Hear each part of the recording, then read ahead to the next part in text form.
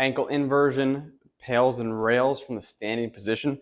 I would like you to have something to hold on to when you're doing this stretch, just to make sure you're not balancing on the ankle in an inverted position. We're trying to prep that ankle for your ankle turning. Whenever you turn your ankle, typically it happens into inversion. The way to prepare for that is not to avoid it, but to simply build up tolerance in that tissue to make sure if it happens, or when it happens, which if you're watching this, hopefully it doesn't, but it probably will at some point in your life, in your career, we want to make sure we're prepared for that position. So we will get into this ankle inversion position.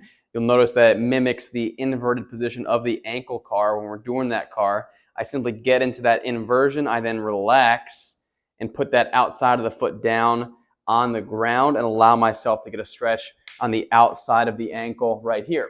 I find it works better when you have shoes on to do this position. The shoe usually allows you to kind of tilt a little bit more. You can do it with shoes off. That's where you feel the stretch fine, but just be warned that usually shoes off is easier, or shoes on is easier.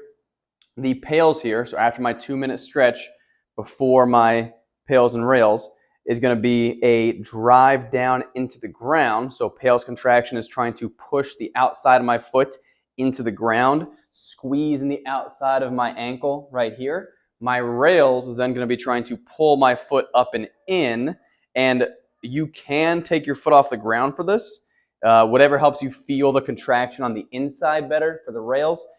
Personal preference, you could also just keep it right here and just contract on the inside, trying to pull yourself even to more inversion, allowing yourself to go into that good ankle stretch on the lateral side.